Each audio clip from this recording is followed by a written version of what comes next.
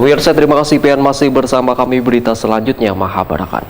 BPS Kalimantan Selatan melakukan pendataan malam reksoses yang dilaksanakan secara serentak oleh BPS se-Indonesia. Malam reksoses ini adalah untuk mendata penduduk yang kadang memiliki tempat tinggal tetap nang kaya penduduk yang tinggal di kolong jembatan, pasar terminal, stasiun, emperan toko atau berbagai fasilitas umum lainnya.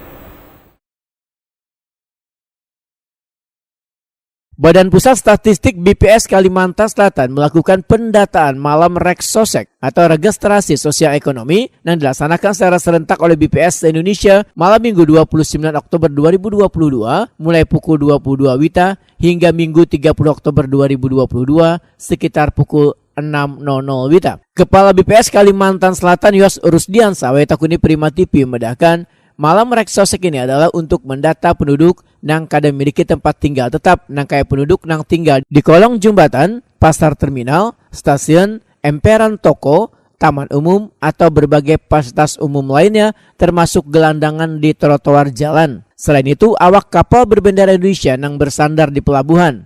Menurut Yos Rusdiansa, tim menyusuri sudut-sudut kota hingga emperan toko bersama tim pengamanan. Sedangkan status kesejahteraan tunawisma dikategorikan sebagai miskin atau kode 2, maka perlu dilakukan geotagging one foto sebanyak sekali dengan menggunakan aplikasi Welkarstad. Yos Rusdiansa menyatakan, alasan laksanakan pendataan malam hari karena tunawisma akan kembali beristirahat di tempat biasanya mangkal atau menetap serta dilaksanakan secara serentak seluruh Indonesia agar terhadap pencacahan ganda akibat perpindahan penduduk.